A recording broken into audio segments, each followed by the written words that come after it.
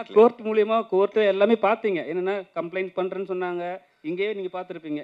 எல்லாரும் சொன்னாங்க. ஸோ இது மாதிரி ஒரு பெரிய ஆர்டிஸ்ட் வந்து அந்த நிலைமை எட்டுமே விட்டுருவீங்களா? இல்லை வேற மாதிரி எட்டுமே விடுவீங்களா? இதனால தெருவில் கொண்டு போய் விட்டுருவீங்களான்ற மாதிரி கேட்குறீங்களே. டூ மச்சா இருக்கா, ஃபோர் மச்சா இருக்கான்னு நீங்கள் போன வாட்டி அவ்வளோ இருக்காதுன்னு நினச்சாரு. ரொம்ப டூ மச் ஆயிடுச்சு. இந்த வாட்டி அவரே சொல்லிட்டாரு டூ மச்சா இருக்குமோ பார்த்துக்கோங்கன்ட்டு. ஓகே மச்சி. நடிகர் சங்கத்தை குறை சொல்கிறதும், நடிகர் சங்கம் வந்து ப்ரொடியூசர்ஸை குறை சொல்கிறது, இந்த மாதிரி ப்ராப்ளம் போயிட்டுருக்கு. அஸ் அ நடிகராகவும் ப்ரொடியூசராகவும் நீங்கள் இருக்கிறப்போ இந்த ப்ராப்ளம் எப்படி நீங்கள் பார்க்குறீங்க?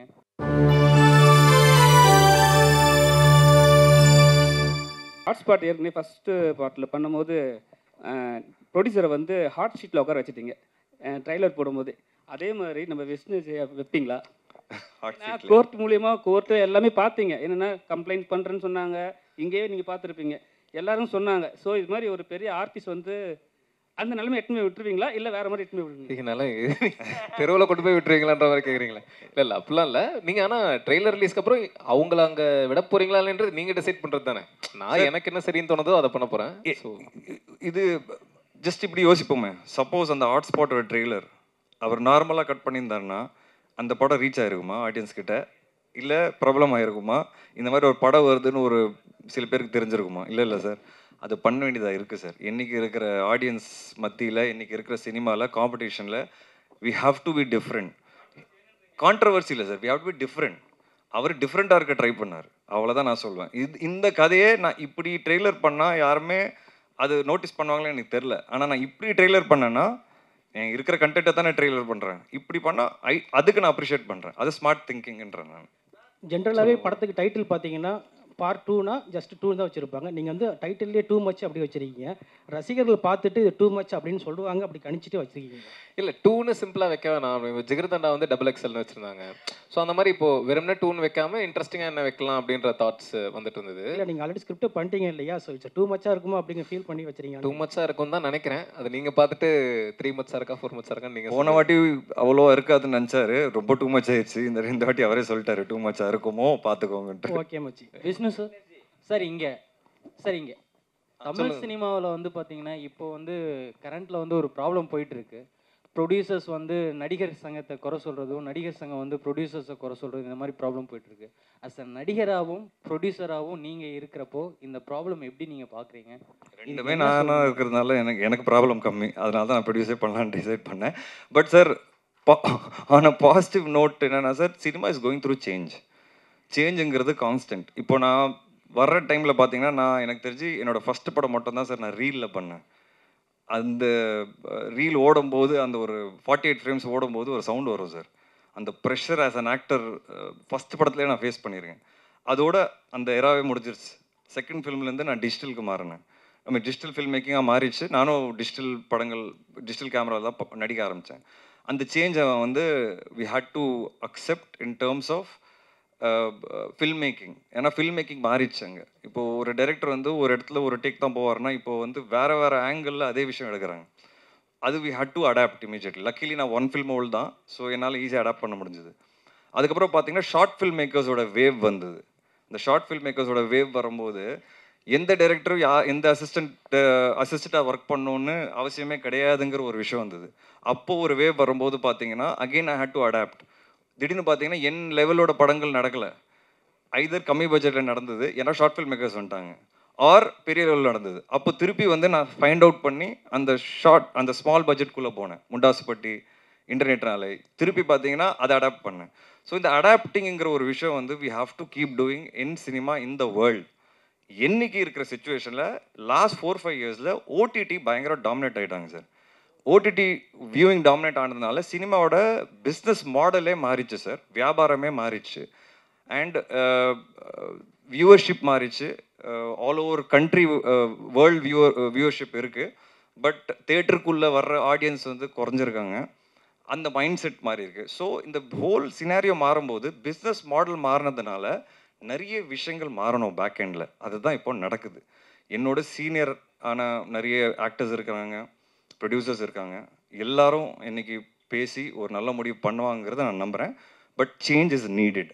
ஆஸ் அ ப்ரொடியூசர் நான் இன்றைக்கி ஒரு விஷயம் நான் தொடரேன்னா எனக்கே தலை சுற்றுது. இவ்வளோ விஷயங்கள், இவ்வளோ பட்ஜெட்ஸ் இருக்குது, இவ்வளோ செலவாகுது அப்படின்னு.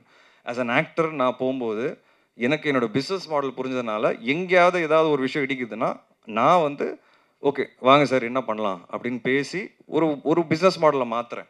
இப்படி படம் ஓடிச்சுன்னா எனக்கு இவ்வளோ கிடைக்கும், இல்லைனா இப்படி பண்ணலாம். இது I am ready to do it. But change doesn't happen from me, change happens from the top always. So I only am expecting and hoping ki everybody at the top அவங்க எல்லாரும் ஒன்றுக்கு வந்து ஒரு பிஸ்னஸ் மாடலை மாற்றினாங்கன்னா இன்னும் கொஞ்சம் ஈஸியாக இருக்கும் அண்ட் இண்டஸ்ட்ரி இன்னும் ஃப்ளரிஷ் ஆகும். ஏன்னா இந்த இண்டஸ்ட்ரி ஃப்ளரிஷ் ஆச்சுன்னா entertainment is always going to be there and a lot of people will get work and livelihood and we all are dependent on the business model. So this is my thinking.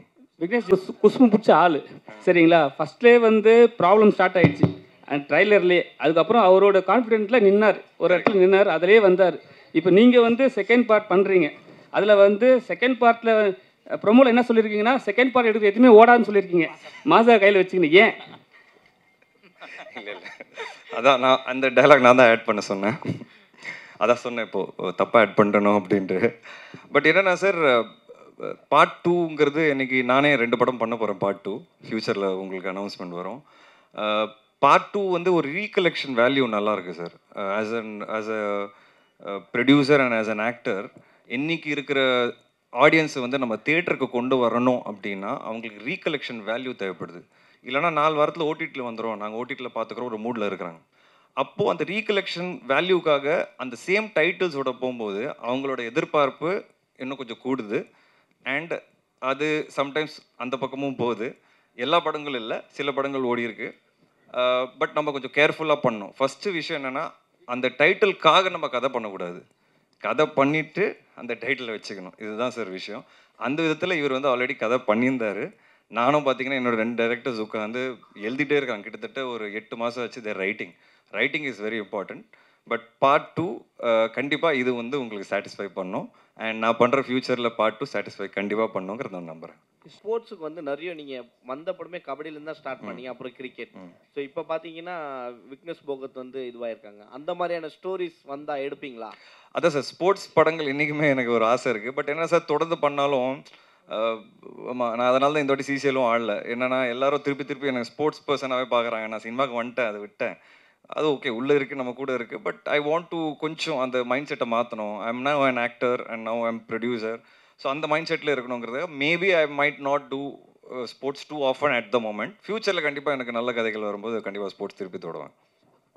Here actually உங்கள் கட்டா குஸ்தியும் சரி ஹாட்ஸ்பாட்டும் சரி கொஞ்சம் சைலண்ட்டாகவே வந்து feminism நல்லாவே பேசிச்சு.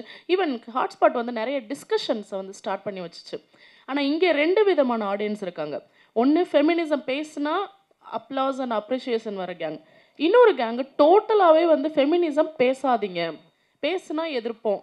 அதை விட முக்கியமாக எல்லாரும் நல்லா தானே இருக்காங்க பெண்கள், என்ன ஏன் பேசிக்கிட்டே இருக்கீங்க ஃபெமினிசம் அப்படிங்கிற மாதிரியும் ஒரு குற்றச்சாட்டு இருக்குது. ஈவன் ஹாட்ஸ்பாட்டை பற்றி நாங்கள் பேசும்போதே எங்கள் சைட்லேயே ஒரு 2 பிரிவாக தான் பேசணும். ஒரு செட் வந்து ஃபெமினிசம் பேசாத, நல்லா தானே இருக்கீங்க, சுதந்திரமாக தானே இருக்கீங்கன்னு வந்துச்சு. ஸோ இப்போ ஹாட்ஸ்பாட் 2 நீங்கள் கொண்டு வந்துட்டீங்க. நீங்கள் இந்த மாதிரியான நெகட்டிவ் அல்லது எதிர்மறை ஃபெமினிசம் பேசாதீங்கிற மாதிரியான கருத்துக்களை சந்திச்சிங்களா 2 பேருமே? ஏன்னா அவரும் வந்து கட்டா குஸ்தியில் ஃபெமினிசம் பேசியிருப்பாரு. ஓகே, இப்போ நீங்கள் சொன்னீங்களா 2 விதமான இது இருக்காங்க செக்ஷன். அது வந்து நீங்கள் ப்ரெஸ் அண்ட் மீடியாவில் சொல்கிறீங்களா இல்லை ஆடியன்ஸ் மத்தியில் சொல்கிறீங்க? ரெண்டு இடத்துலையும் இருக்கிறாங்க. அதாவது நான் வந்து என்னோட பாயிண்ட் ஆஃப் வியூவில் பேசுகிறேன். என்னோட ஃப்ரெண்ட்ஸ் சர்க்கிள்லேயும் இருக்காங்க, ஈவன் மீடியா சைட்லேயுமே பேசுனாங்க. ஸோ இதை நான் கேட்க, உங்களுக்கு அந்த மாதிரியான வந்துச்சா, நீங்கள் அதை எப்படி ஹேண்டில் பண்ண போகிறீங்க? ஒரு விஷயத்தோடும் போது அதோட ப்ளஸ் இருக்குது, மைனஸ் இருக்குது. பேலன்ஸ் எப்போ வரும் அப்படின்னா, இன்னொரு விஷயத்த எக்ஸ்ட்ரீம் பண்ணால் தான் அதுக்கப்புறம் அது பேலன்ஸில் வந்து நிற்கும். எனக்கு தெரிஞ்சு இப்போ அந்த extreme situation we have to keep talking about it, we have to keep showing it. அது சில பேருக்கு போய் அடிக்கிற மாதிரி தான் இருக்கும். ஆனால் அதை தொடர்ந்து பண்ணும்போது தான் ஒரு ஸ்டேஜுக்கு அப்புறம் பேலன்ஸ்னு ஒன்று வரும். ஸோ ஐ திங்க் இது ஒரு பேலன்சிங் டைம் தான் இது ஃபார் விமென் டு அதே மாதிரி ஃப்ரீடம்ங்கிறது ஃபெமினிசம் அது கிடையாது. According to me freedom feminism is completely different. It's equality. Equality is not freedom. Equality is restricting each other also. So for me that is feminism. And being equal in good, bad and ugly. அதுதான் வந்து எனக்கு தெரிஞ்சு feminism. But unfortunately there's a lot of disparity and such movies only through these movies we want to talk about that disparity. அது கம்மி பண்ணணுங்கிறத நாங்கள் சொல்ல வரோம். எனக்கு ஒரே ஒரு கருத்து வேறுபாடு இருக்குங்க. சில ரிவ்யூஸ், நான் ரிவ்யூஸ் நிறைய படிப்பேன், நான் நிறைய பேர்கிட்ட சொல்லியிருக்கேன், எல்லா படங்களோட ரிவ்யூஸ் படிப்பேன். சில பேர் ஒரே ஒரு க்ரைட்டீரியா வச்சு ரிவ்யூஸ் பண்ணுறாங்க, அது மட்டும்தான் எனக்கு இடிக்குது. ஒரு படம் ஃபெமினிசம் பேசிச்சுன்னா அது நல்ல படம், அது பேசலைன்னா வேற பக்கம் சாஞ்சிச்சுன்னா லைட்டாக அது படம் சரி படம், ஐ மீன் நல்ல படம் கிடையாது, இட்ஸ் அ ராங் ஃபில்ம்னே சொல்லிடுறாங்க. That is something that is hurting me, because why are you just judging a film based on one aspect? There are some reviews, some reviewers who only judge a film based on that one aspect. That is my only problem.